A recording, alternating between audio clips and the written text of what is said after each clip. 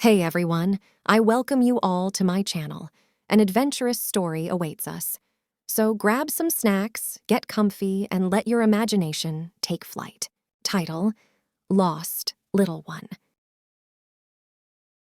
This happened to my good friend Anna several years back when she was working as a ranger up in Maine. To really understand why this experience stuck with her, I need to give you some background first. Anna got married right out of high school back in the late 80s. She and her husband were childhood sweethearts and hoped to start a family immediately. But after a year went by without Anna getting pregnant, they went to see some fertility doctors. The news wasn't good. Anna learned she was unable to have children due to medical complications. As you can imagine, this was devastating for her. Being a mother was Anna's biggest dream in life. Her husband tried to be supportive at first and brought up adoption, but the marriage just crumbled. Anna was absolutely heartbroken. It felt like her purpose in life had been ripped away.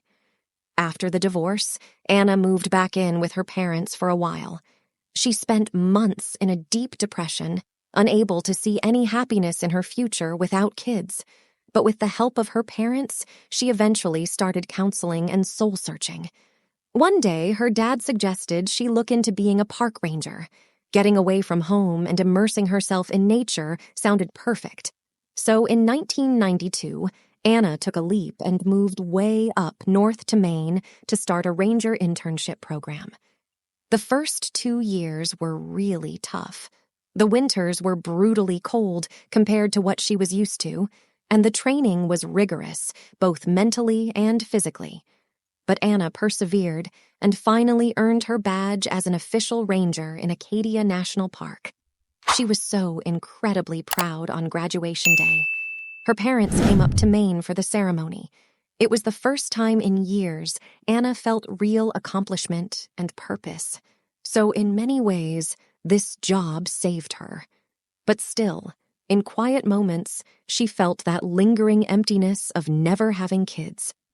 Okay. Now, let's fast forward a few years to 1995.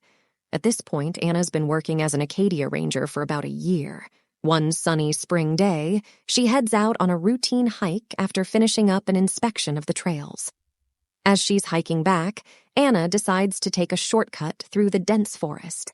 She ducks under some low branches and starts pushing through the thick underbrush. Completely out of nowhere, she trips on something hard sticking out of the ground. After letting out some choice words, Anna kneels down to inspect what nearly made her faceplant.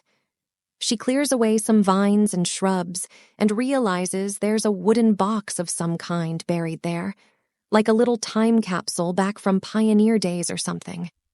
Her curiosity is instantly piqued, but she doesn't have time to dig it up right then. So Anna marks the spot as best she can so she can come back later. For the next couple days, she can't stop wondering what might be inside that buried box. On her next day off, she grabs a shovel from the supply shed and heads out to the same grove of trees. She starts the tough work of digging down to find the box. After nearly an hour, her shovel hits something hard. Clearing the last bit by hand, Anna pulls up the box. It's about the size of a shoebox. She sits down right there in the dirt, catching her breath. The wooden box is warped and rotting after who knows how many years buried underground. Anna carefully unties the disintegrated twine around it and lifts the lid, not sure what to expect. But she definitely did not expect to find a tiny human skeleton inside. Anna gasps and quickly shuts the lid, her heart pounding. After taking a minute to process the shock, she slowly opens the box again. Looking closer, she can tell the remains belong to an infant. The poor little thing looks like it was a newborn when it died. Based on the crumbling wooden box, Anna guesses this burial dates back to the early 1900s, maybe around 1920s or 30s. Trying not to disturb anything, she notices the skull seems unusually large, and the arm bones look far too long compared to a normal newborn. Something did not seem right with this child. Filled with sadness for the nameless, abandoned baby, Anna closes the box and hurries back to tell the others at headquarters. Soon, investigators are on the scene. The consensus is that back then, the child was likely born with severe disabilities, something the family kept hidden out of shame or fear. Unable to care for an infant with special needs in that era, the baby had ultimately been buried secretly in the woods. It was a heartbreaking revelation. Extensive DNA testing was done, but the child remained unidentified. For my friend Anna, finding that baby seemed almost like fate. After a lifetime of wanting children of her own, this felt like her chance to show compassion and give this lost little one the respect it deserved. The proper burial she arranged gave Anna unexpected closure. This chilling discovery stayed with her all those years ago in Maine, and it still gives her perspective. She shared the story with me as a reminder of how precious every child's life is, no matter how short or difficult. Well, that concludes my retelling of this fascinating yet sorrowful tale from Anna's Ranger days. Title: The Blank Stare in the Forest. This freaky experience happened about 10 years ago when I was a young, dumb high school kid. The weekend started out normal enough. It was fall, and my school organized this hiking and camping trip into the mountains nearby. Now, I've always loved the great outdoors ever since I was a little dude. My parents said I was climbing trees and catching frogs out in the yard before I could even walk. So, of course, when I heard about this trip, I was hyped. A weekend of hiking and camping without parents around? Sign me up. I convinced a big group of my friends to come too, which made it even better. We were going to spend a whole weekend just chilling in nature away from the parents and teachers. Yes, please.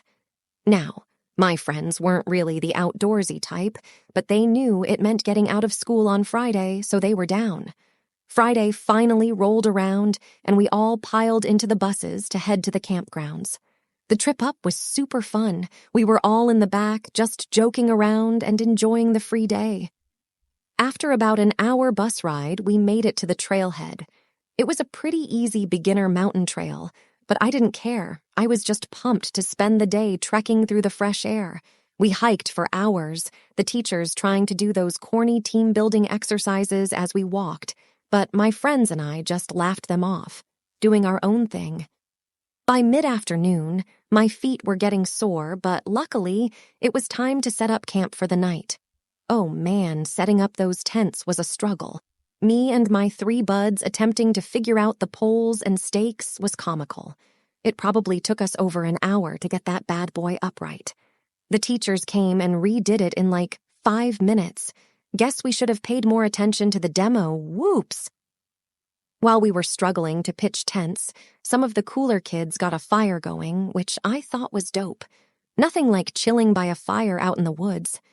Now, I was definitely not one of the cool kids at school. I was kinda nerdy and awkward and hadn't really hit my growth spurt yet.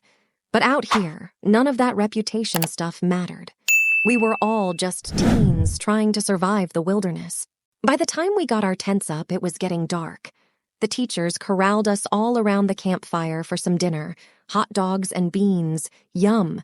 Greasy campfire food always tastes 10 times better outside for some reason. After eating, we hung around the fire roasting marshmallows and telling spooky stories. But of course, with teachers around, lights out was early, 10 p.m. sharp. My friends and I weren't having it, though. We had just gotten the new Pokémon game for our Nintendo DS systems and were itching to play all night. So around 11, when we were certain everyone was asleep, we quietly snuck out of our tent. Trying to be all-secret agent was fun, dodging behind trees and exaggerating our sneaking. In hindsight, it definitely wasn't necessary since all the grown-ups were asleep, but hey, we were extra. We tiptoed far into the woods until the dying firelight was out of view. Then we broke into our bags, whipped out our DSs, and started battling. Now Pokémon gets intense, especially when your bands are on the line, so we got pretty loud. There was lots of trash talk, yelling attacks, and overdramatic defeat groans. We were city kids, remember? The fact that sound travels way farther in the quiet woods didn't even cross our minds. After about 30 minutes of chaotic battling, we heard a branch snap in the distance, followed by more rustling. We all froze. A million things raced through my mind. A murderer, a wolf, a bear. We huddled close, holding our breath. The noises grew louder until a man emerged from the thicket. I'm not gonna lie, we were freaking out. The dude looked scruffy, with torn-up clothes and wild hair. Not at all what you expect to see in the middle of the night in the forest. He didn't say a word, just stood there staring right through us. After a few moments, he stepped forward and sat on a stump close by. Just sat there hunched over, fiddling with a stick, still not speaking. It was so creepy, guys. We were paralyzed, not sure if we should run, yell, or what. But the guy wasn't really doing anything threatening, just sitting there, menacingly. We looked at each other, silently agreeing to just bounce. We packed up our DSs as calmly as we could and stood up. As soon as we rose, so did he, like a freaking mirror. Okay, that was it. Time to go. We dipped, walking quickly at first, back towards camp. I glanced back a few times and saw the dude was following us. He had this blank serial killer look on his face as he trailed behind. My heart was pounding. I leaned over to my friends and was like, "On 3, we book it." The guy's pace seemed to escalate as we went, so on the count of 3, we took off sprinting. Weaved between trees, leapt over rocks and branches, just going hard, not looking back. When we finally made it back to our tent area, we dove in and zipped up the entrance. We all just laid there, breathing heavy for a while, waiting for footsteps. But seems we lost him, or he gave up. After the adrenaline wore off, we started joking about how we survived the killer in the woods. But looking back, it really freaks me out.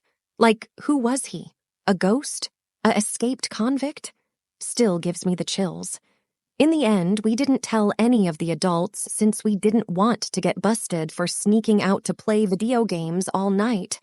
Probably dumb, but made sense to our teenage brains. We made it through the rest of the trip without any other creepy encounters, thankfully. But I'll never forget that freaky night. It went down as one of the scariest moments of my life, for real.